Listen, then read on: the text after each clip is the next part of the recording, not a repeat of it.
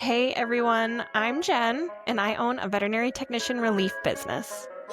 And I'm Michelle. I own a veterinary technician mobile house call business. And you are And you are listening listening to to Endless Endless Journeys, Journeys, the Vet the Tech Vet Tech Odyssey Odyssey podcast. podcast. In this podcast, we will be discussing and meeting with credentialed technicians who have created their own path with business ownership within the veterinary space. Our goal is to help inspire burnt out vet techs before they leave the industry altogether through our stories and the stories of other vet tech business owners.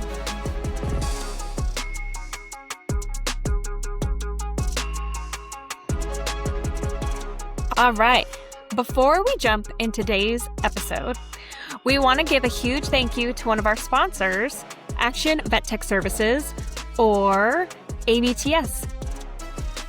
ABTS is an RVT-owned staffing, training, and consulting agency founded by Jacqueline Phillips RVT, based out of North Carolina with a nationwide reach supporting credentialed veterinary technicians. What we really love about ABTS is that it was built for technicians. Their entire mission is focused on creating empowering and autonomous career paths for credentialed technicians, so RVTs, CVTs, LVTs, and even VTS specialists. Their team includes about 30 to 45 professionals with a huge range of specialties, and many of them have been with ABTS for more than 3 years. It's a group that's really focused on leadership education, supporting each other. ABTS offers flexible relief staffing for clinics and hospitals, RACE-approved continuing education, customized in-house labs and trainings, and consulting for practices looking to improve workflow, compliance, and practice management. They also create real pathways for technicians to grow into leadership roles, teaching opportunities, and long-term career development, which is something we talk about a lot on this show. What really makes ABTS stand out is their RVT-first owner-led model that prioritizes autonomy, professional growth, and building a strong community of credentialed technicians. So if you're in a clinic looking for skilled veterinary technicians or a technician looking for new opportunities to grow your career, be sure to check out Action Vet Tech Services and see how they're helping elevate technicians across the veterinary profession. Now let's get into our episode for today.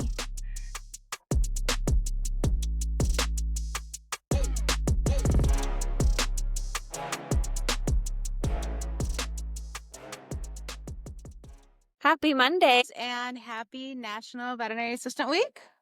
Yes. Yes, this will be published on Veterinary Assistant Week. So this is the month of May, and this month we really wanted to highlight our veterinary assistants because we think that they are so important. And so we have 2 veterinary assistants that we are going to be interviewing. Today, we are interviewing a certified veterinary assistant, Connie Lynn, and we will be speaking to her about her business and her special niche that she has established in veterinary medicine. So we're really excited about having that conversation with her today. But again, we just really wanted to have an episode that highlighted our awesome veterinary assistants and just talk about, why they are so relevant to the field and why it's important. And we literally cannot live without our veterinary assistants. Yeah. And I've said this before, like most of my friends are veterinary assistants, like almost all of them. I'd say a good portion of my friends are veterinary assistants. And to me, it's like we're all on the same team, right? Mm-hmm. And, Yep. there's like, even we mentioned it later on with Connie, we wish that there wasn't this rift between veterinary assistants, veterinary technicians, and DVMs. And Right. it's not a hierarchy, and we're all to the left and to the right, like we're all lined up equally in our own compartments and our own jobs that we do. We're not stacked on top of each other.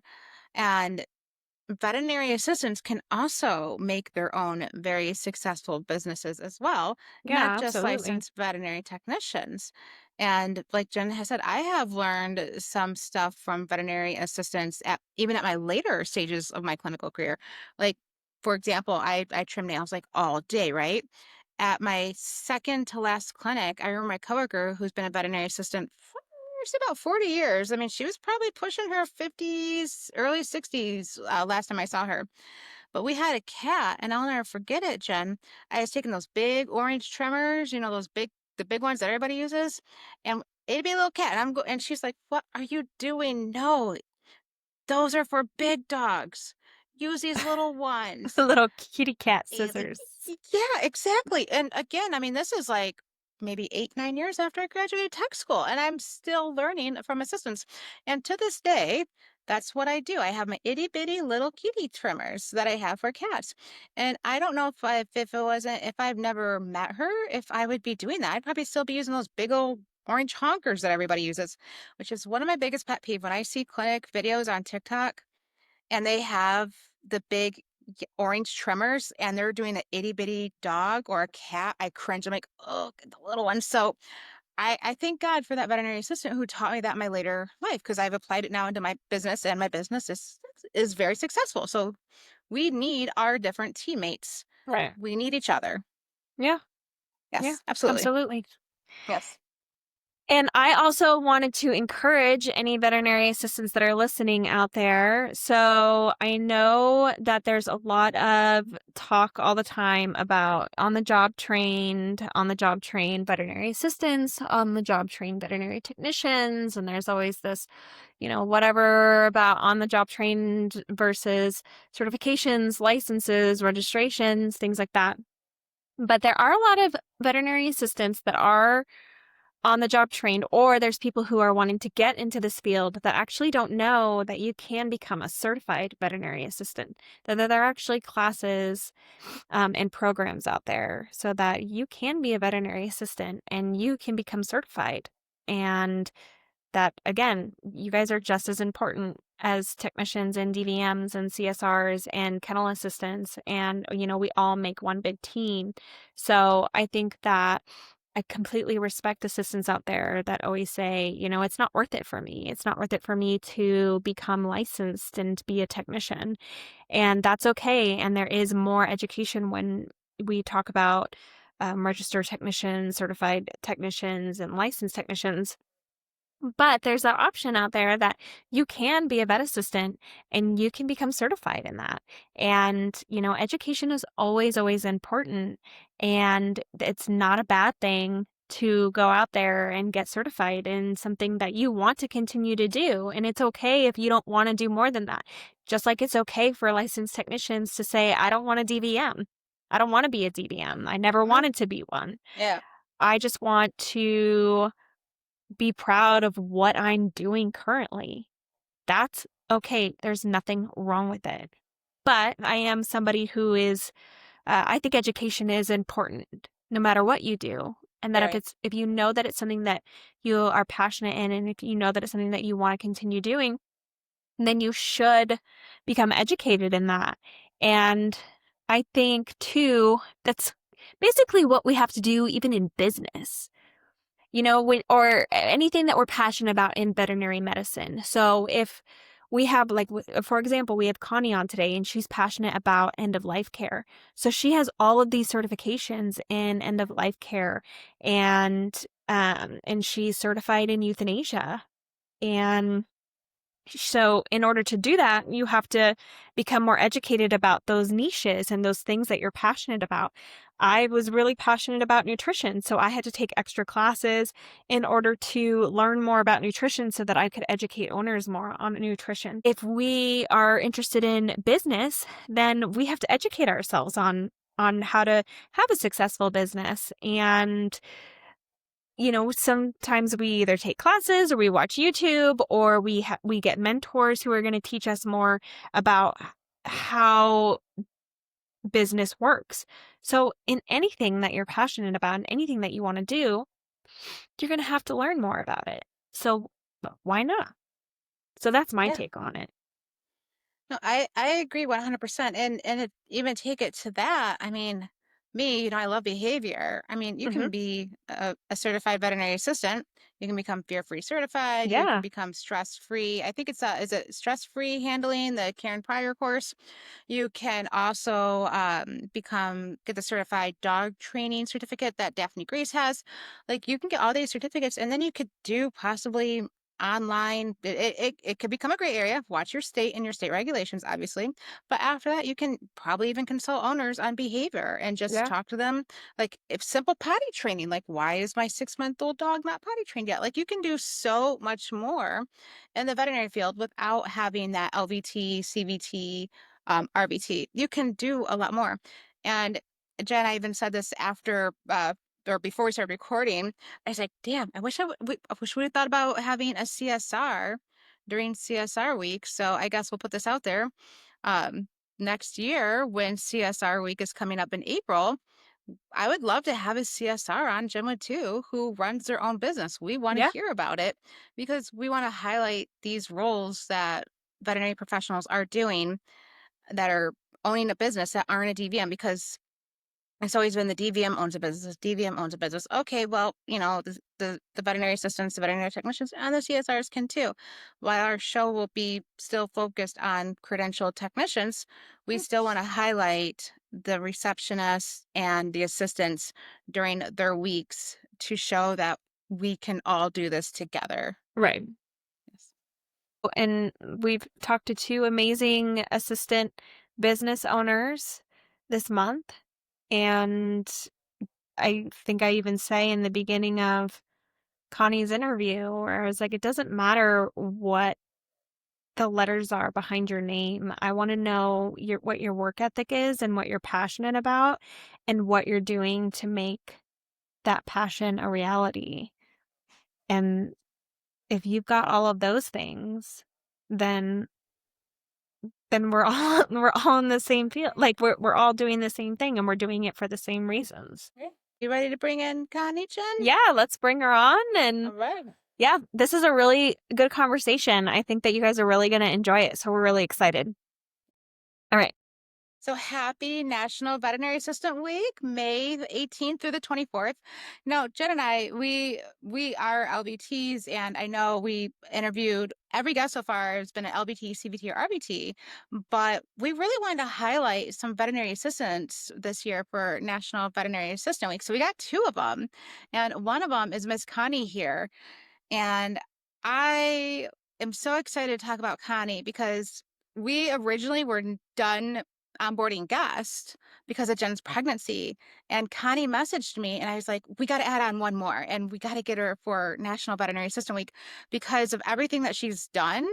I feel it highlights to veterinary assistants that you can have a very successful career and you can follow your path and your passion without getting your LVT, without getting your DVM. You can be an assistant and do all these wonderful things that Connie's doing. So I am so glad you sent me that message, and we are so happy to introduce you. And with that, just a little bit about Miss Connie. She lives in Columbus, Montana. She has 4 dogs, 7 cats, 4 horses, 11 chickens, 5 children, 4 grandchildren. In 2011, she moved to Washington and obtained her CVA, and she quickly began working in animal shelters and later transitioned into a feline only practice. At this time, she felt the calling to help support clients with end of life care. Throughout the years, she was also navigating her own grief after losing her father in a plane crash. Supporting others through the loss of their pets became a meaningful part of her own healing journey.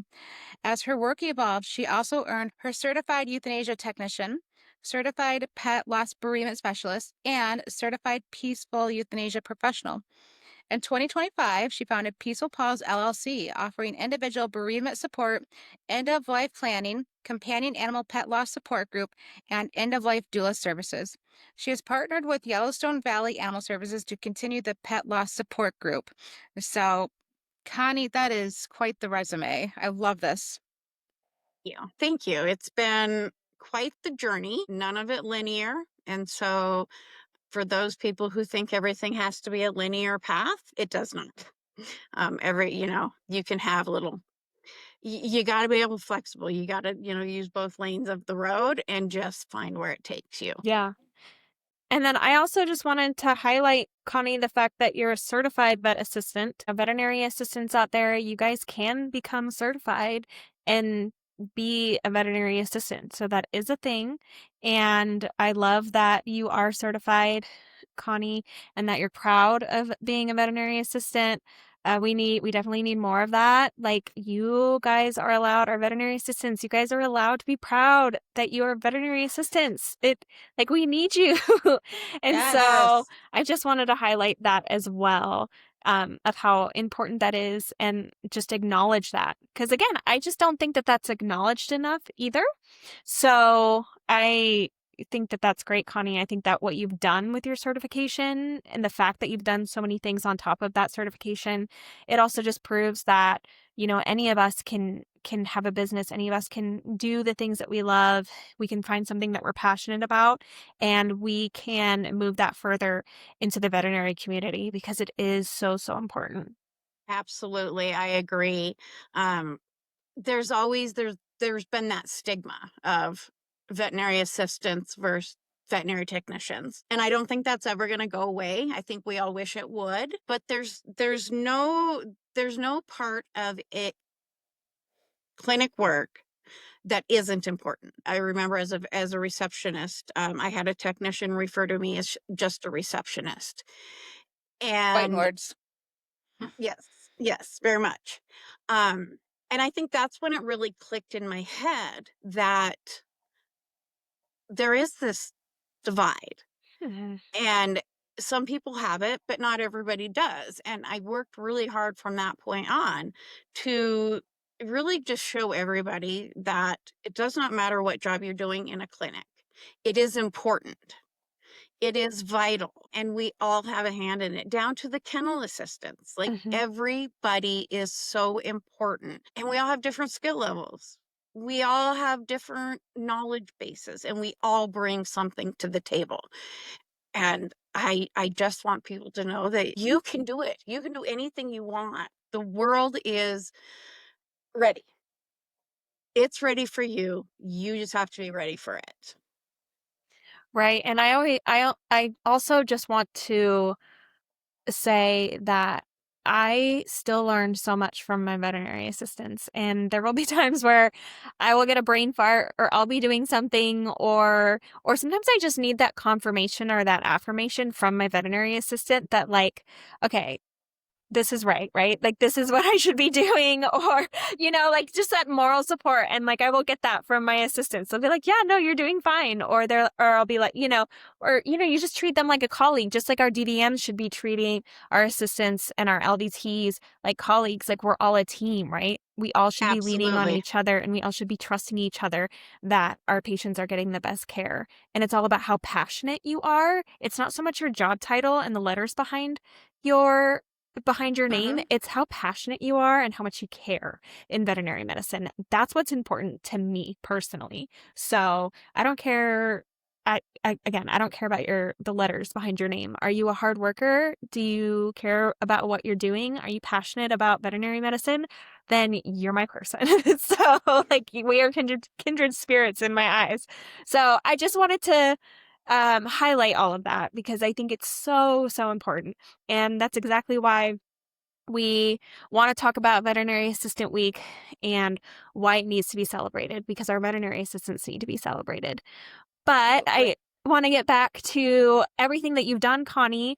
So, can you just tell us a little bit more about your business and what your main focus is? Because it sounds like you have a lot of certifications and a couple of different things, but they are still very similar and they all relate to each other in some way.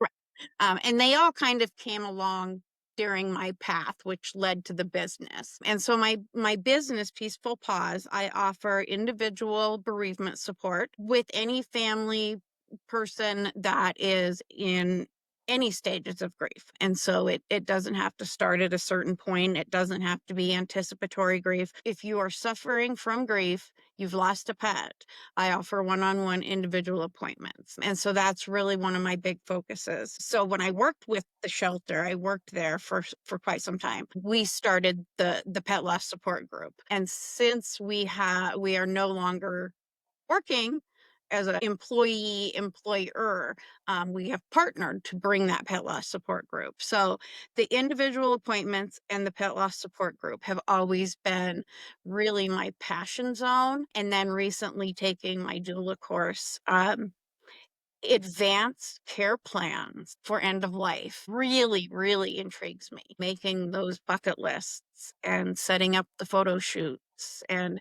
let's make an advanced care plan so that you have all the time to spend with your pet, and the plan can be put into place where you're just focused on your pet.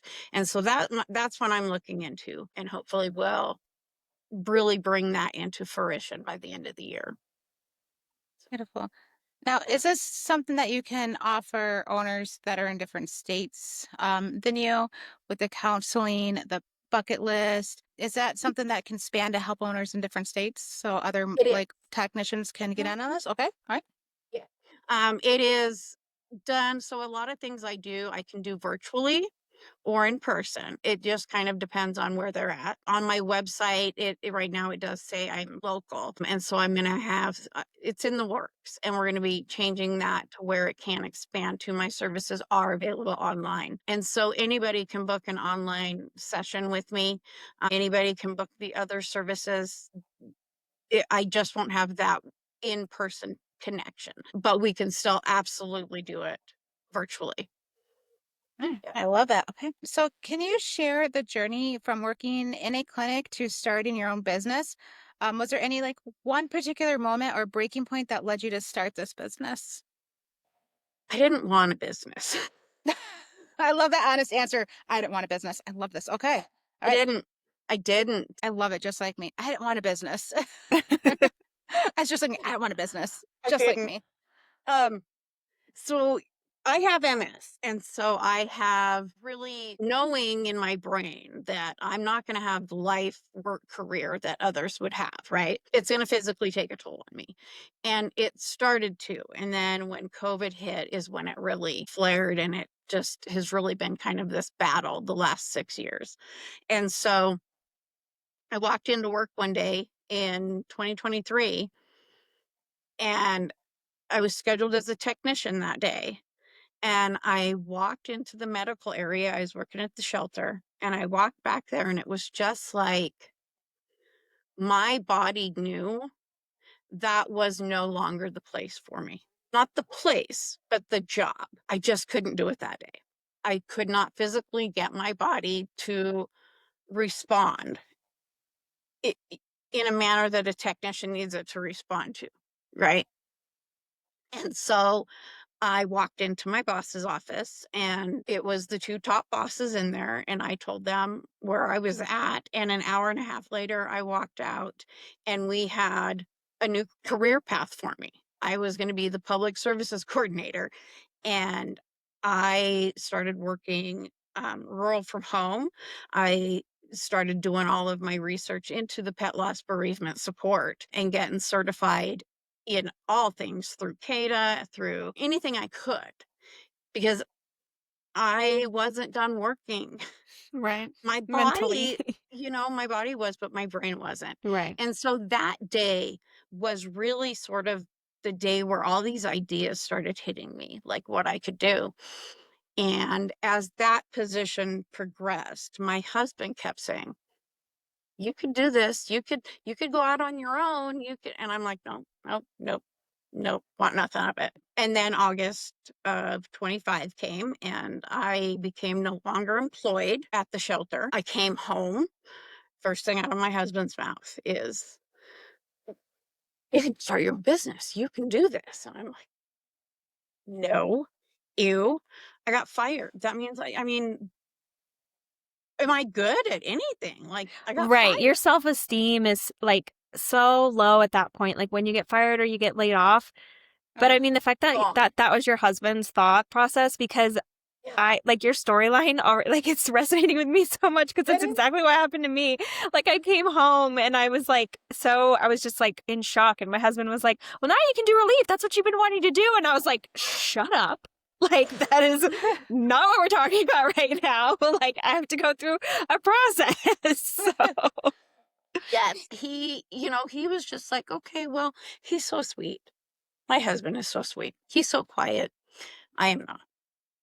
And probably 2 weeks later, um, and I had gone into, like, I went and saw my therapist right after I got fired because I'm like, God, I'm going to spiral. Oh, Like, yeah. she's giving me all these tools. I don't know how to use them right now. Like, oh my Right. God. 2 weeks later, I went in and I said, my journey's not done. Like, I need to do something else. I need to do something. I need to continue giving back to the community. And I came home and Peaceful Paws was developed. And it was just in that moment that I knew this was how I was going to share what I have to offer to the community. There was no other way. And I was not done giving back. And so I just started researching how to start a business and what do you do? And then the business name came and all the paperwork. And so it really kind of took off because I had started a Facebook page and I shared it with my husband. What do you think of this? What does this look like? And he shared it all over. And like the Facebook page went live and everybody's like, congratulations, Connie. And I'm like, well, I am doing this. Like, here I am. And here we are. Oh, yeah. You doing it, Connie? Yeah. Yeah. Awesome. Well, with that, what does your average week look like as far as like with work and scheduling and life in general? Like, how do you make everything work? How busy are you? Right now it's still kind of slow moving. And so right now I don't work anywhere else. I don't have another job. My husband supports the family. And so it's just him and I and our pets. And so I don't have to work. And so I count my blessings. Like my days are traditionally spent. I check my emails in the morning. I check my scheduling app to see if there's anything in there, any messages, and then I'll return any messages that I might have. I do once a month hold the pet loss support group. So we start advertising for that and I'll start it and then YVAS will do it. So we kind of go back and forth. And so typically I'm still doing a lot of research. If I don't have a client or, phone calls to make to I'll just research. Well, how can I offer? What are some traditional places? And I started networking. So on days that I don't have anything, um, you know, call the veterinary clinics and see if I can schedule a time to drop off some cards with them. Reach out to the crematoriums, reach out Yeah. to the trainers and the other rescues in the area. And so I'm Emergency doing clinics. Yes. Those are big I'm ones doing a too. lot of my footwork and just visiting with people and telling them about the business. Montana has not had anything like this. Like, this is so new That's true. to Montana and to our area. It's curious to me how people don't think that after the pet is gone that there's anything left to do. And so there's so much more to do afterwards, so much more. And so I'm just really excited to bring that. And so each week I just kind of do a little bit more. I make new contacts or reach out to ones that I maybe haven't heard back from in a while. And yeah, check on my existing clients and play with my animals. And I also want to make note to working in emergency for the majority of my career. Emergency clinics are really important because a lot of times when those clients come in, they have no idea that they're walking through the door and that's and they're not walking back out with their pet and they don't know that that's happening. They're not ready for it. So a lot Oh, of those people are in shock. And so having to process that and go through it. And then especially after having to deal with an emergency staff, I I feel like I have a little bit more empathy just because of who I am as a person, how I grew up, what I've been through in my life personally. But a lot of times, sometimes they just don't get that. that empathy with emergency staff because emergency staff is so busy, and then they're moving on to the next one, right? And it's the same stuff that we see all the time. So those, I say, reach out to your emergency clinics, because those are the clients that probably needed a lot more too, because they just Yeah. weren't prepared. Yeah. And that is in our pet loss support group that has come up, and I've had clients feel that the clinic staff just wasn't as supportive. And it- I can empathize with that because I've been on that end. But I can also empathize with the veterinary staff because I've been on that end. Yeah. And so I meet people sometimes on the worst days of their life. Yeah. Yeah. And when we're in clinic and we are working, our focus is on that animal. Our focus is that pet, to keep that pet alive, to revive that pet, or to do what we can. We're there to heal. We're there to fix. And so there is a breakdown between people understanding that they're not trying to be unsocial with you. Right. But veterinary technicians and DVMs and everybody in that clinic, and especially emergency clinic, especially, is the stacked grief. I mean, it's one on top of another. And so the client is having one bad moment. Clinic is having Right. lots of bad moments. Over and over and over and over again in one shift. Yes. And so being able to bridge that gap and give some relief to the clinics and the staff. Yeah. I mean, what better job is there? Right. It's really important. Like it is a spot that is so sacred that nobody talks about it. Like, it is that nobody wants to talk about it. And so I am there to lend an ear and just be present. And I think it's really important for clinics to know, because I've worked in a lot of different clinics, and I've seen the way they treat euthanasia, or just how, they don't offer, maybe the clinic doesn't offer a blanket. So when I walk in, like, there's no blanket, there's nothing, or, No blanket? no blanket, or sometimes, or they're like, well, they're still in there and we need to get them out, and we need to get the next, and it's like, no, like, I don't work that way. And so I tell clients, like, take your time, take as much time as you need. And then people are like, well, they're going to be in there for hours now. And I was like, well, this is the last time that they're going to see their pet. So those are just things. And I'm like, let them take their time. Like, take their time, let them grieve, don't push them out the door. And sometimes I've had some odd requests. I would say for the most part, I will do them. There's only been one request that I've been asked where I was like, yeah, I'm not going to do that, but you can take him home and you can do that yourself. Now I'm curious. I am too. I mean, I'm looking at you too. Like, tell us the story, Jen. What happened? One What's thing up? I was asked, so this was actually during COVID. And so obviously we all know that COVID was horrible, a horrible time for all of us, and how it was already such a disconnect in general, like, and especially working in emergency, there's already that disconnect with clients. And then it was even more disconnect because we had like this little room that we would basically have people put their animal in, and then we would take the animal from that room, and then they'd have to sit out in the parking lot while we had their animal. And so that was kind of like the same thing that we did for euthanasias or DOAs. This tiny little room, it was awful. I hated it. And then this one was a DOA, and it was a little cat. And obviously they were really upset. And she had asked me, so I told her to put the animal in the room. And so they had to leave the animal in there. And then, of course, as soon as they shut the door, then I would go in there and grab it. And then she had asked me if I could cut its tail off and give it back to her. And I was like, because I think at first she had asked me, like, to shave off, like, some hair. And I was like, yeah, I can do that. Like, I can do a paw print. I can shave off some hair. No big deal. But then she asked me to shave more. And I was like, well, how much hair do you want? And she was like, I don't know. So I was like, okay. So I kind of just shaved a lot more. And then I, like, put it in a nice little bow. And then that's when she was like, can you actually cut his tail off?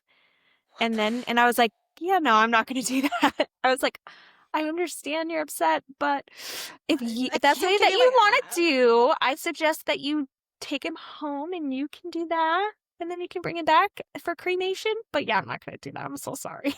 You handled that very nicely. Yes, you did. You did. I was just like, um, so What is she gonna do with her cat's tail? That's I what don't, my next question would be. Like, what are you gonna do with that tail? I don't know. But I mean, when people are Ugh, grieving, obviously, Connie, I mean, you yeah. probably see this all the time. Like, you, when people are grieving, there's just sometimes they can't process things appropriately. They're in shock. There are It some is things. it's amazing what a shock brain will come up with. And so, like, I've had people talk to me about taxidermy or, Yeah. things like that. And people get really awkward when people talk about taxidermy with their animal or doing certain things stuff, and it's like we need to normalize that for them, Hmm. and so a lot it's yeah, I have not that's a weird request. Huh. I'd have to say no as well to the tail. Have you, Connie, ever thought, and I know we're kind of getting off of our main questions here, but this is Oh, just that's okay. this is just a question that's kind of popped into my head. But this is just because it's something that I see so often. Have you ever thought of going into clinics and asking them what their euthanasia protocol is and maybe how you can help make their euthanasia protocol better? Oh, I have not. Brainstorm. Consulting. That Smart is, Jen. Yeah. yeah, I think Yeah. it's a good idea. absolutely. And I would never dog on clinics Right. for not having Yes. the resources, any part of it. There's so many other things too. Oh, so many other things. And they are literally doing the best that they can each and every day. Yes. And so I think that is a great idea, touching base with them and getting in there and saying, here, this is what I am here for. Like, Hmm. it's okay if you cannot connect with that client today. There's other resources. Right. Let's bring them together so that that client does not feel that gap. Right. And that's what it really comes down to, is we want it to be as smooth as it can be for that client, Right. because they have just had the worst day of their life. And I would stand in there and I would hug these people and they would cry and cry and cry, and they would sit in our parking lot for 30, 40 minutes crying in their car, and I would go out and I would talk to them, and it always just stuck with me. Like, what happens? Hmm. Who do they go to? Who helps them? What Right. I mean, I had to get back in there and get to work. I Right. couldn't sit with them. And so now I can. And it is such an honor to be able to do that. And I think, just getting into each of the clinics and just reminding them that I'm here Hmm. and this is what I have to offer. Yeah. Um, and just being there. Like, I Hmm. just have to be there. And that's what it comes down to, is just going out and being there Yeah. and comforting and Yeah. supporting people. I mean, I guess I kind of lead us into our next question because of the technician shortage, and maybe you're finding a new niche here. But what do you think are some of the main reasons for the current technician shortage within the field? Like, let's Okay. let's not, Yeah. definitely, okay, Yeah. okay, the wage. And I think the respect, it's a lot of respect and just being asked to do more and more and more.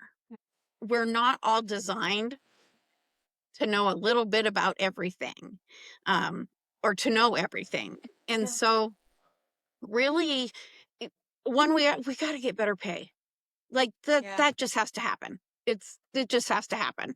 Two is really knowing and management making sure that they are leading a team, because we're losing people and people don't want to come into this because they hear how bad it is, the mental health, the disrespect, the fighting between technicians and assistants. And so people hear all these things, and it's in their head, oh yeah, I don't want to do that.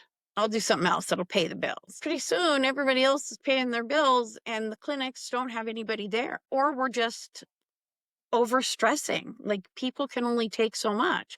The shout out to Yellowstone Valley Animal Shelter. They Hey, had an employee Yellowstone. they had an employee wellness program that Yeah. Shut was up. No. oh, every month we got packets, and it was oh my god, every month we did puzzles, and we did weight challenges, and we did, bingo, where you had to walk 10,000 steps today, you get to mark that spot off. I brushed my teeth today, I get to mark that off. And some of the things were just so simple, Yeah. for lack of a better term, but such a huge reminder that we don't take care of ourselves. And so every month we got our new packets, and I would get so excited because we could do journaling, meditation, like each month was something new. Budgeting. They had budgeting. We had, it was all about making sure our mental health was addressed and cared about. Wow. And I think that is really, really important Yeah. is, don't just work your people and send them home. Get to know them. Encourage them. Good job. I heard you talking that you went and did rock climbing. Is life outside of the clinic. And find your balance so that you can be balanced each day. And balance doesn't mean 50-50. Like, balanced can be, okay, I am 20% exhausted, but I am 80% moving. And Yeah. so it is really finding what works best for each clinic.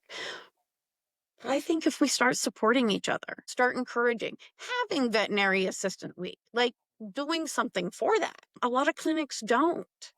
And I think it's just getting to a point people are getting really tired and they don't feel supported. Yeah. It's easier to pay your bills with a job that doesn't break your heart every day. And so I Uh-huh. think surrounding the people we have who want to be in this field and normalizing mental health, No, you're because exactly right. We can't pay our bills. So I do a job that's going to make us cry every day and destroy our mental health. And have you guys ever heard of this place called Bucky's by any chance? It's like I just found out about this today. And I was like, I'm going to talk about this on the show at some point, but I'm going to let y'all know now. So Bucky's is like this big gas station, apparently.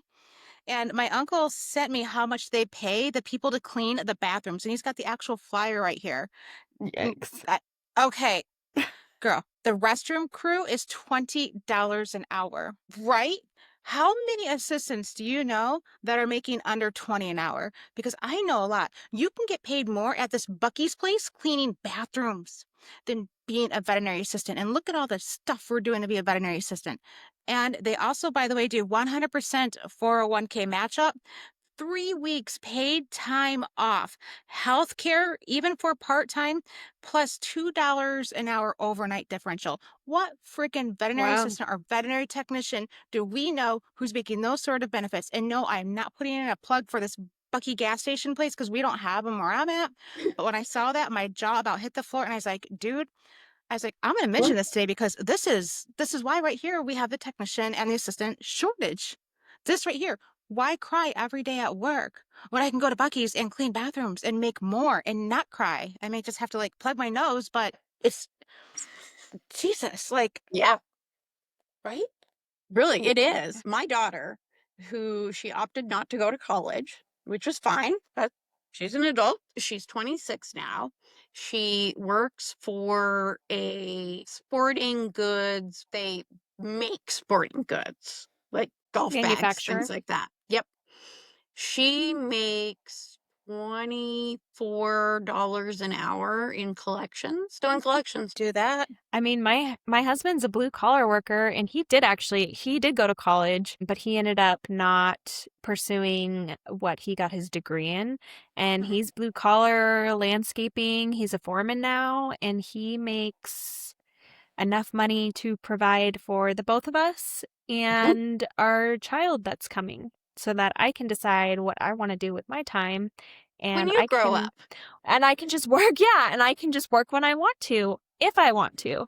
So, I mean, yeah, I mean, things are turning upside down a little bit when it's coming to careers, when it's, when we're talking about college and what the world is willing to pay for Mhm. in a sense. But it is really sad. I feel like with the medical, I mean, and we're not even at that point, you're not even just talking about animals. I mean, we're talking about the human medical field too. I mean, I even just heard that nurses, RNs, when they're working at these big hospitals, they have to pay for parking. They're paying for parking What? at their own job. And then IT's coming walking through the door. And I've been hearing that IT people will get treated like royalty. And then we have our medical Ridiculous. staff that are, um, that we're barely surviving on just one job. No. Like it's not even a livable wage. And the traumas that we're having to deal with, I mean, even just in general practice, there's trauma. So, Yep. and then you think Yep. about specialty medicine, and then we've already talked about emergency, and then and now we're talking about bereavement here, and we're talking about end of loss with animals, and it's not taken as seriously as it should be. And and not only that, these people are super passionate about this job. And I think that's the difference too, Michelle. If we really, really want to talk about that too, as far as like, cleaning restrooms and how much money you're getting paid and things of that nature. At the end of the day, the reason why I do what I do is because I have so much passion for it, and because I love it Mhm. so much, and because I care about it so much. And I can't imagine doing something for me. Making more money doing something I'm not passionate about is not worth it for me. Now, it's not like that for everybody, and that's okay. But when we talk about how much passion we have for what we do, and we're making the amount of money that we're making, it's just sad. Like, It it's is. really Yes, sad. It's terrible. Yes. it is. Yeah, Yeah. And I agree. I think that's the tragedy of it.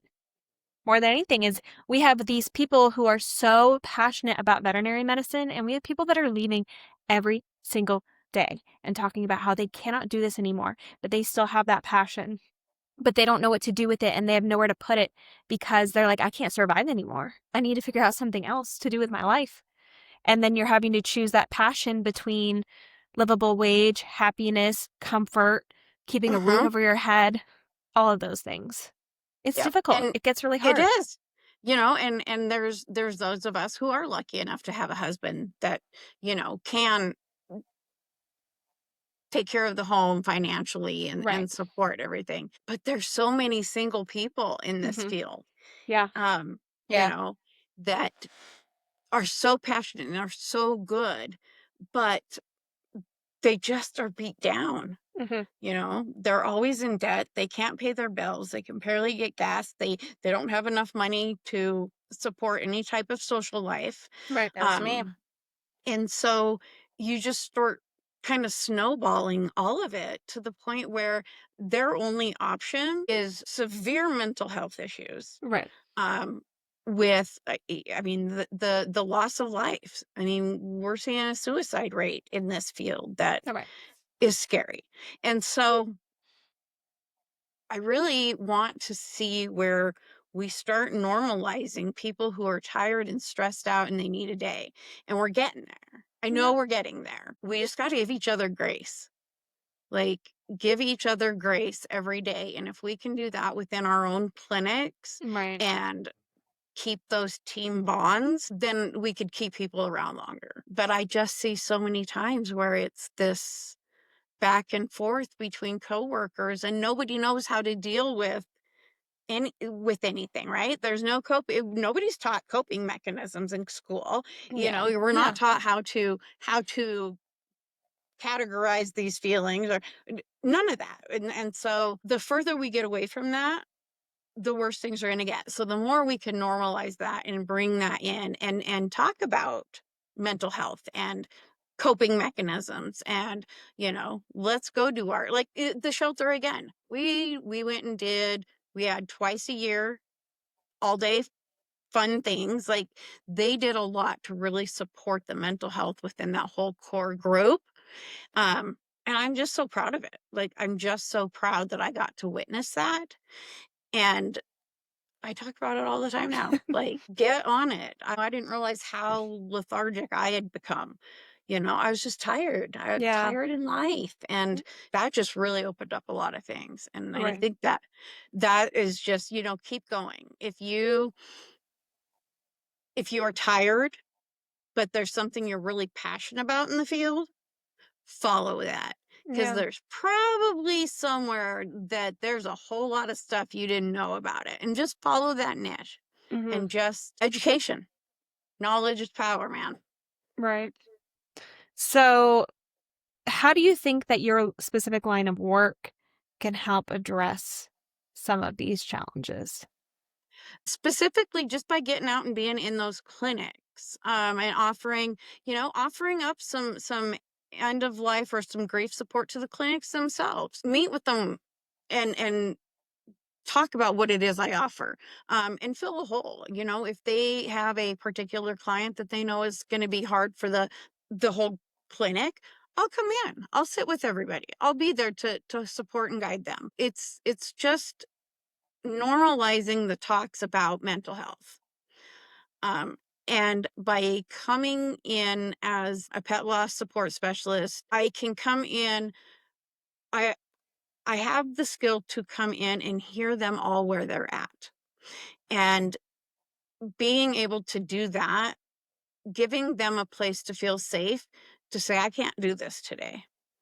And so I just think it's going to be, when there's more of me, that we will be able to touch that part of the clinic where we can help the clinic and the people there, the technicians, the assistants, the DVMs, that they can focus on their part of the end of life. So the technical parts of it, and having somebody with the pet loss support specialist, having those things, somebody who has the skill set and the mindset to want to be in that difficult position. Yeah. Death isn't for everybody. Right. And I really think that allowing people a safe space to say, I don't want to do the Yeah, this euthanasia isn't for stuff. me. This isn't for me. Hmm. Um, the benefit to having somebody like me is, we're going, hi, really want to help out. I'm going to create the safe space. I'm not going to push you, but I'm here. And that gives them an out. And sometimes that's all we need as a human is, this doesn't feel safe. I need an out. I'll be that out, for lack of a better term. Like that's, I want to be a support person and not a hindrance. And so knowing what it feels like from the clinic end, I can I am can go in better prepared for how to support you guys or how to support that clinic. And it's just being there Yeah. Yeah, sometimes. absolutely. What is the one part of the job that you wish people understood? That this isn't a creepy job. Like, we're not creepy because we focus on death. Death is something that we're all going to experience. Nobody gets out alive. And so honoring a safe space for those feelings is all I can do. Just making sure that people understand that talking about death doesn't mean you're going to die. It just means you're aware of the fact that we can make plans, that making plans for your dog's euthanasia or your cat or your horse can be a beautiful moment. And that's what I want to do, is I want you to have beautiful memories surrounding a really hard day and a really hard time, but you can make it your path. And that's my job, is to walk beside you on that path. I'm not death obsessed. We're not, macabre. That end of life is beautiful. And it is honoring the beautiful life that that pet gave us. All those years of unconditional love. We asked nothing, we asked everything of that pet, you know, hug me, come with me. All they ever wanted was love, food, shelter. And so by doing end of life services, that is my way of honoring what that pet gave to the human. And that's what I want people to understand about this, is that it is an honor. We give funerals for our family. Let's give your dog a funeral. Let's do a geriatric photo shoot. Let's capture those grays in the muzzle. And so that is what I want people to really understand about this, is it's honoring space. It's honoring a life. It's honoring a connection. And I can't think of anything greater. So I'm gonna say something that I'm gonna admit to. I will say, when I was, a couple years into the field, I heard about becoming certified specifically for euthanasia, if you weren't a DVM. And I was like, that's crazy. Why would somebody get certified for that? Why would somebody want to willingly kill things? And I'm still like a little bit. So I personally, I do not like performing euthanasia.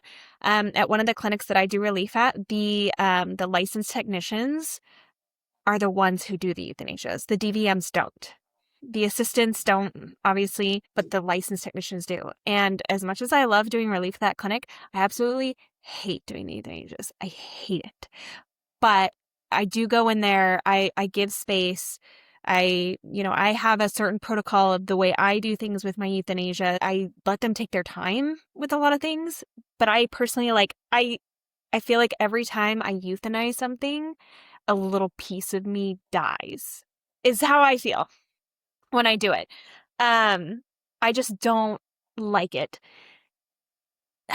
So, and I'm going to admit too, I don't know if this is normal, but I am a lot of times I like to be in denial about things like that. Like I have an 8-year-old golden retriever right now, and I can see the grays, and there's just like so many things, and also like I had a traumatic experience and Michelle's heard this story of my I had so 8 years ago now, I had a golden retriever that got diagnosed with hemangiosarcoma, and we did the surgery, and I think I didn't do chemo, and he traumatically died at home. Like, he collapsed, and I sat with him for hours and hours and hours, and I refused to put him in the car because I didn't want him to die in the car.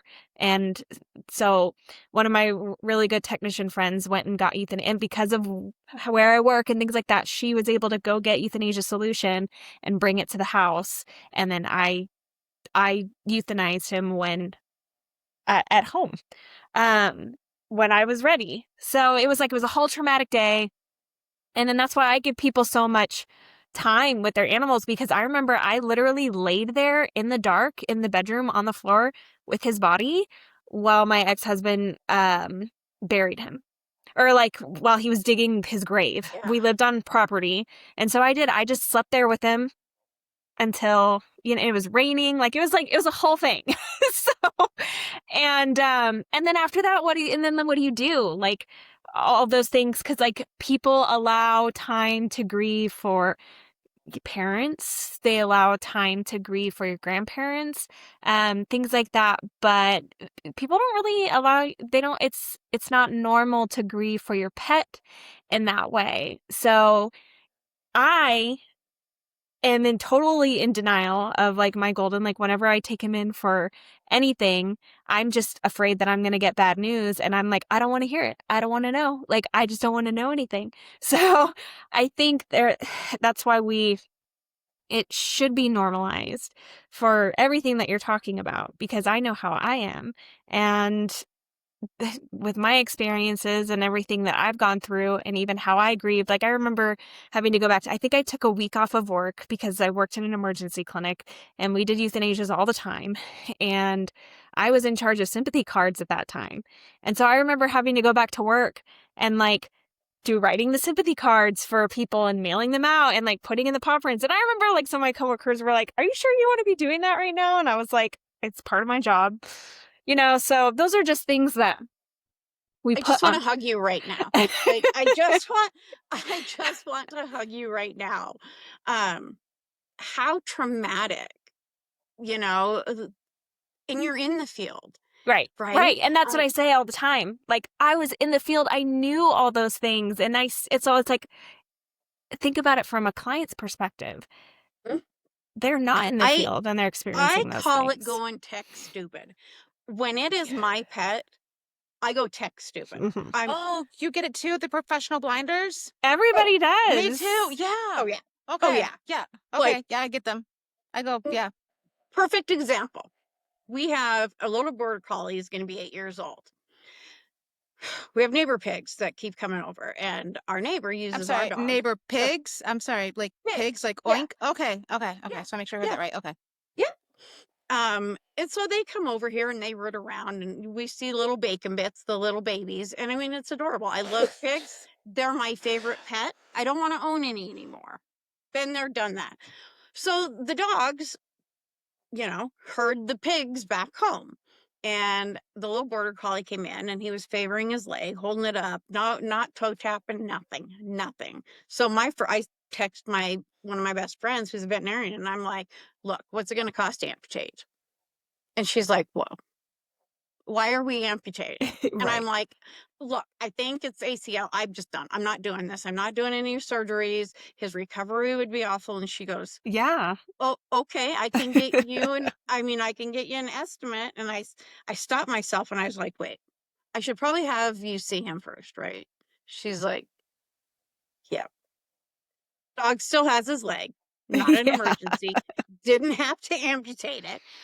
But my brain, like, I just Hmm. go there. I'm just like, oh God, what is happening? This is Worst good. case scenario. Yeah. And so I get it. Like, we just don't know how to handle our own. And we don't want to. We Like we become just don't human. we don't even want to deal with it.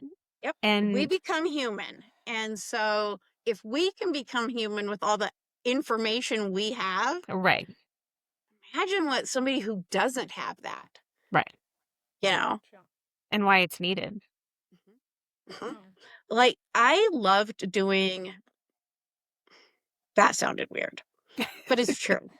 I loved doing end of life appointments, and I really did like the euthanasia part because the clinic that at the shelter is where I was doing the euthanasias.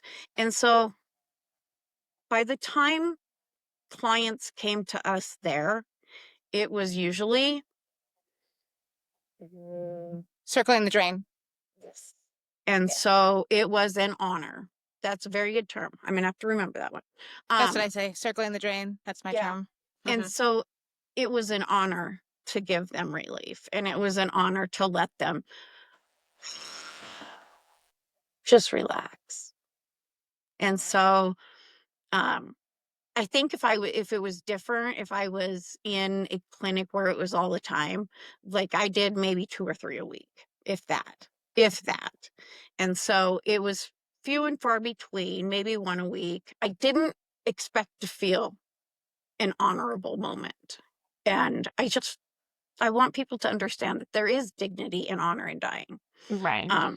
And we as humans get to offer that to the pets. So, yeah. Yeah.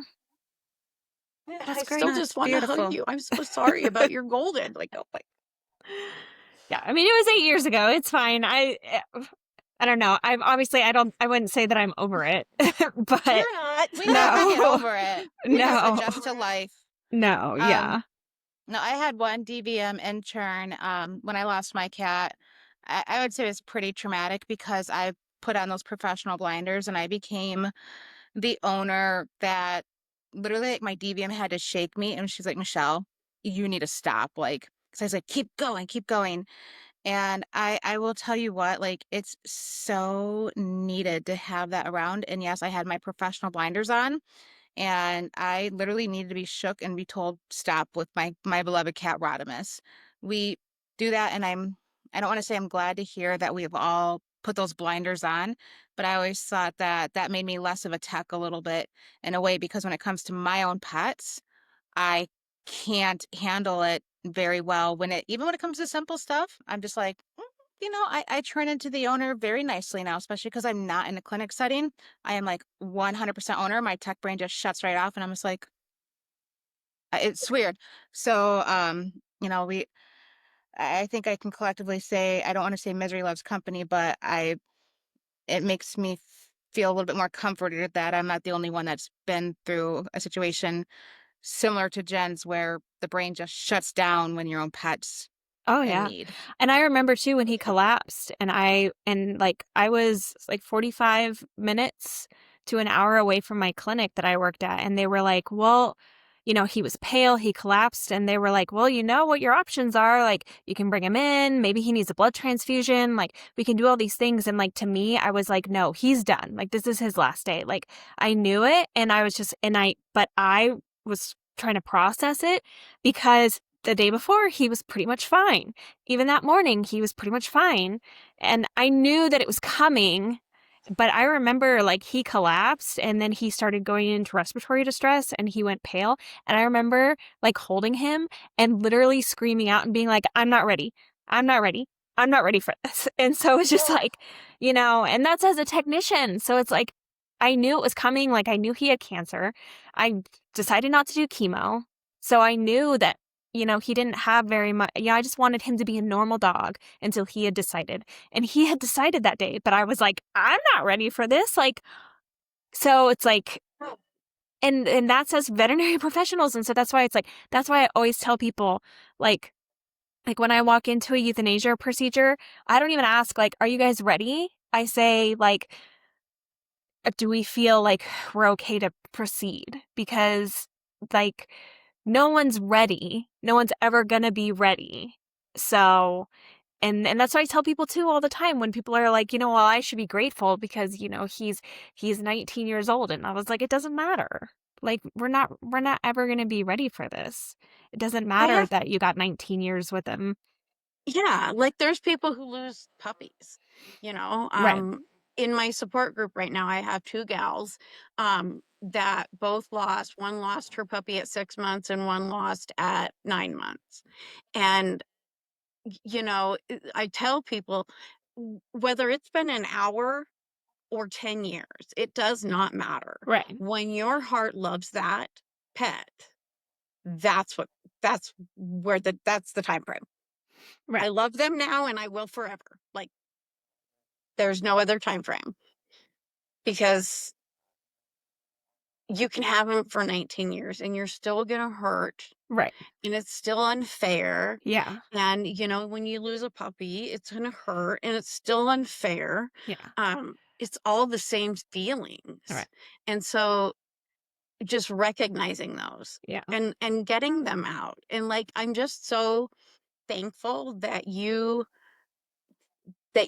taken your experience and now you apply it, Mm-hmm. um, to Yeah. others in the room. And not everybody does that. So thank Right. you. Thank you for really bringing that to people. That's huge. That is huge. What is the most important lesson that this job has taught you? To give grace, to give people grace. Because we are judgmental. And I Uh-huh. think as humans, it's not we don't grow up going, I'm gonna be judgmental. Right. I think it just happens. Yeah. And the more we see, the more calloused we become. And I know I have been guilty of it, walking in the room and being like, is it still alive? Hmm. And just giving grace to anybody and everybody who comes in my path because I don't know what the rest of their day has been like. I don't know what they've gone through. The dog they're bringing into me, and I've had it happen where it's senior aged adult kids who this was their parents, this is the last connection to my husband. Yeah. Um, Oh, yeah, I've heard or that. I wrecked my car on the way here and now I got to think about that. Like, we don't know what is happening in their world other than they're euthanizing a pet. And that's our focus. And so being able to step back and say, this is not my journey. I am a guest on their journey, Right. and really giving people the right to be authentic and permission to be authentic with me, because that's really hard. Like, people have a really hard time looking at veterinary professionals. Sometimes we get the ones who the pet looks healthy, the pet looks good, but they're choosing because they're leaving the country and the dog has cancer. So giving permission to tell me their story with no judgment. And I haven't always held that. I have gone through a very judgmental period. And what this job has taught me, what this business has taught me, what all this training has taught me is that you cannot predict how a person is going to respond on the worst day of their life. But I get to choose how I respond. And I get to choose how I respond to however they come in, and just letting them have them. And so being vulnerable, really allowing vulnerability into the equation. And so we all try to be stoic and we all try to bury things, and I'm brave and I'm strong. And so just allowing vulnerability in. And so I cry with clients, and some people might frown at that. But if that's what I'm feeling, I'm going to let my emotion come out, because I want them to know that it's safe. Providing some kind of normalcy to the uncomfortableness. It is uncomfortable. It's a very uncomfortable topic. I was just talking about it last night, and we're talking about it again today. And it's such an uncomfortable thing, but it's like the only thing that's literally guaranteed in life, like pretty Mhm. much, is even the blades of grass die, even the trees die. Like it's a part of life. Nobody or nothing can escape it. So it does need to be normalized and not shunned away and pushed away in a corner like it's not going to happen to me, because one day it is going to happen to you. You just don't know when. It is going to happen to your pet. You just don't know when. And we got to be, I think, prepared for it on all aspects. Even in humans, we need to make sure that we have life insurance policies in place.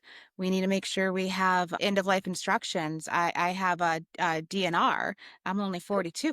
Like, I don't want to come back after being brain dead. Like, we got to prepare for these things, because at some point it's going to happen. It's just a matter of when. So you and a few of the other guests that we have who have highlighted death and trying to make this, a moment for the people and moment for the pets, and normalizing it. And like you said, not being creepy because I don't say you love death, and not being the creepy death girl. You're the Yeah. person that's coming out and saying, this is a part of life. We need to make it as pleasant as possible.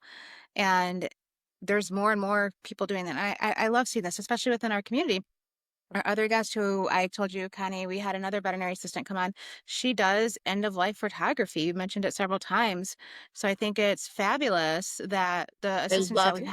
had, yes, her work is beautiful. And like, if your pet is circling the drain, as we've said, and we have documentation, she only does it based on donations. Like, she'll do photos based on donations. And it's a beautiful thing for her to try to help these people. And it's a beautiful thing that you're trying to help these people, because and as technicians, we're not immune to it. We get our professional blinders on. Jen told her story. I was literally shooken by my DVM, and was told to stop. So we need people like you out there bringing this into normalcy. And thank you so much for doing everything that you've done to do that, because it needs to, again, not be shoved away in a closet like it's not going to happen, because it's going to. Well, and we need to turn it around too, as far as saying, like, it's just this is something that you're passionate about. You bring out compassion for this specific life stage and for this specific issue, because it's not going to go away. And there's not enough of us in the veterinary field that see it as important as you do. So we need that. We need people like you. because we I feel very honored to do this work. yeah, You know, I fell into it or I stumbled upon it, and it's been the best thing that I've ever done. You know, and one of my favorite veterinarians, her saying is, well, nobody gets out alive. And it's like, that's true. Like, nothing gets out alive. When we can no longer guarantee a quality of life, it's our duty and our honor to give them a quality death, I think. That's how I feel. yeah. And people will always remember that day. Yeah. They'll always, I'll never like forget I it. said, they'll remember it as being really traumatic. They'll remember, I mean, I talked to Michelle about this on a podcast episode one time, but I remember I was doing relief at a clinic, locally, and it was the worst day of this guy's life, and his dog had a GDV, and it was a Newfie, and they grabbed me out there because I was one of the few people who could actually pick up a Newfie and get it to where it needed to be. Hardcore. I And know. I'm like, all right, Right? don't mess with Jen, All bro. right. Ain't mess around, Jen. Yeah. so Yep, yeah, help yourself. so the receptionist came up and grabbed me and she was like, "We need you out there right now." And I went out there and I recognized the guy. He was somebody that I uh saw almost every day at the gym. Never said a word to him, but I recognized him and I immediately started asking him, like, can we, asking the questions that I needed to ask, saying, can we take an x-ray? Can we take him back? All those things. And then, just being there for that process. And then he had decided to euthanize and, place the IV catheter, walked through him with all of that. And then I think I was one of the technicians that helped bring the patient into the room. And that was it. And then I remember being like, I go to the gym with that guy. Like, I have no idea if he recognized me, but he did. And he actually came up to me the next time I saw him, and he was like, I just wanted to say thank you. It was really nice to see a familiar face in the midst of all of that trauma and the chaos. That was obviously like one of the worst days of my life, but be able to see somebody that I knew, even though I don't actually know you, but Yeah, could trust that you knew what you were doing and that I was making the best decision. And I was like, oh my gosh, like those are things like that. Like you don't even know what people remember about you on the worst day of their lives, but they will always remember how you treated them, how you spoke to them, how you explained things to them, or if you didn't do those things. absolutely. Yeah, they do. I was in Billings, which is the bigger town around me, Uh-huh. and I went into just a town pump to get gas and a Dr. Pepper. And the gal behind the counter, she looks at me and she goes, I don't know if you recognize me, but you helped me with, and now I can't remember her dog's name, but I had done the euthanasia. And at that point, clients could be with. And so she was there and she says, you made that day a little bit better. We're so welcoming and you were friendly. Like I didn't feel like I had done something wrong. And like I had recognized her and I didn't want to just be like, hey, how you doing? Last time I saw you, it Right. was, Yeah. Yeah. but Hey, what's she up? recognized me and I was like, wow, okay. She saw me one time, the worst time of her life. Yeah. But because of how I handled it, and the position that I let her fall into. Like I let her be the owner. Mhm. She didn't have to worry about what are we doing, this. I let her just be there. Like I talked her through it all and she just got to hold her pet. Yeah. And she remembered that, Yeah. you So, know. Um Yeah. I actually yeah. have a funny story if you guys want to hear it real quick about a Yes, pet that please. was okay. So this is how these owners will remember the worst day of their life. Our clinic had just opened up. It was like 8 a.m., 9 a.m. And we're not emergency, we're GP. And I see through the glass doors, and all of our doors were glass to enter the clinic. I see a dog coming in being hauled in on a sheet. So I'm like, oh, and I run to the door And my boss didn't unlock the freaking doors yet. So I smashed my head right into the door and fell back and chipped my tooth. Yeah, my front, it's fixed now.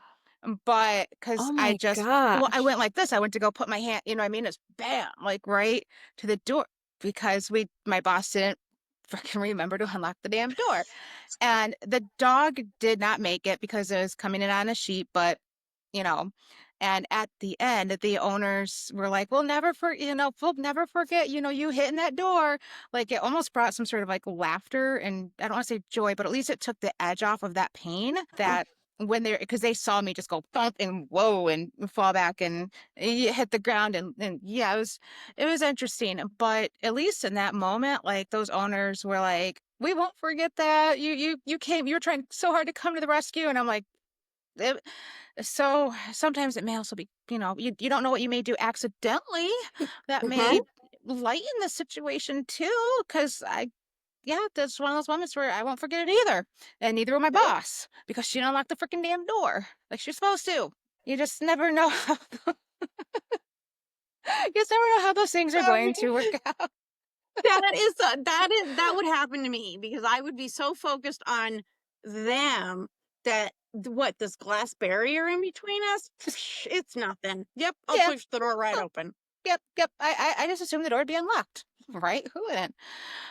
So Connie, with everything that we've talked about, all of your achievements, everything that you've done to make this world a little bit more of a brighter place in the darker days, like who is one person that you would want to dedicate this episode? Pet, family member, friend, family, colleague, somebody that has inspired you in some way that you would like to give them a little bit of a dedication today? My late dad for always telling me, Yes. do what makes you happy. Find something that makes you happy and follow that dream. My husband for just like unconditional support and encouragement through every job change, through all the ups and downs. It's just been unending support. And then one of my best friends and amazing veterinarians, Dr. Mandy Kay, she, as far as the work life went, she was the one who was like in really encouraging me. And anytime I found something new, she's like, go for it, follow it.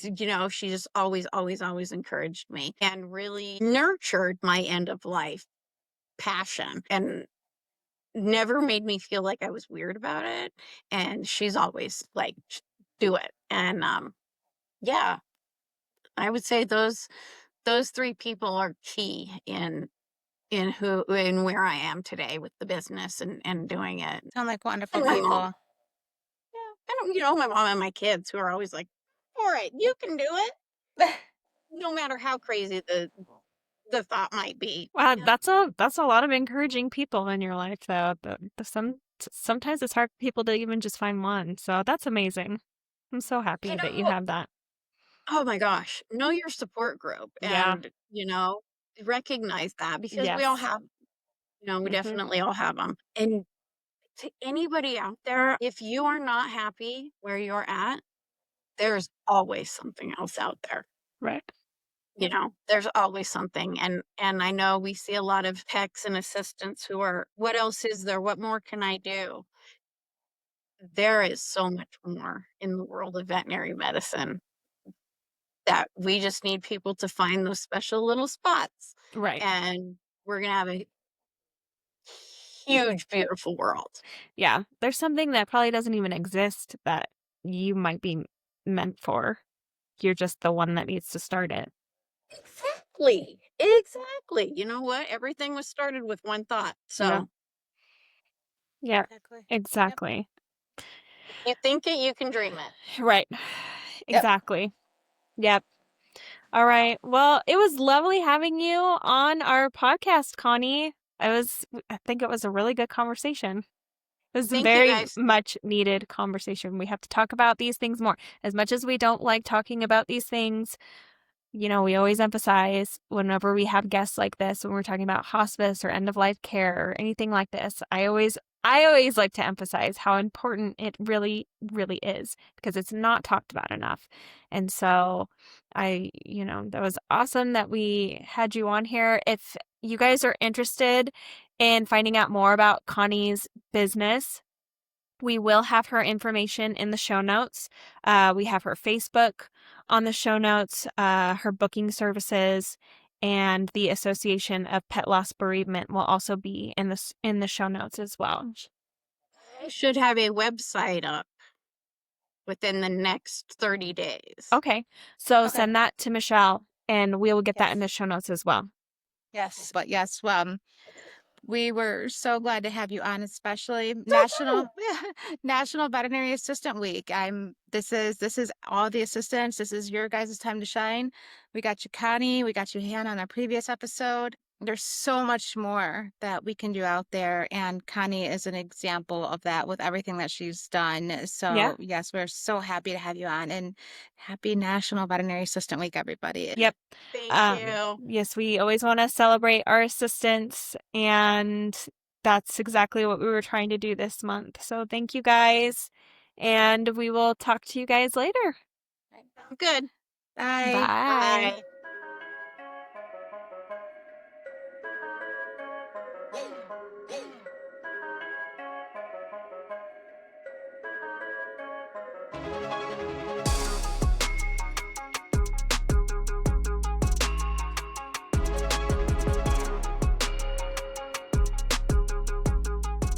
Thank you so much for tuning in to Endless Journeys, the Vet Tech Odyssey podcast. We hope you enjoyed today's episode and found some valuable insights. If you did, be sure to subscribe so you never miss an episode. We'd love to hear your thoughts, so please leave us a review and let us know what you think. You can also connect with us on all social media platforms at Endless Journeys, the Vet Tech Odyssey podcast. Until next time, keep learning, keep growing, and keep making a positive impact in the veterinary world. We need you guys. Have a great day.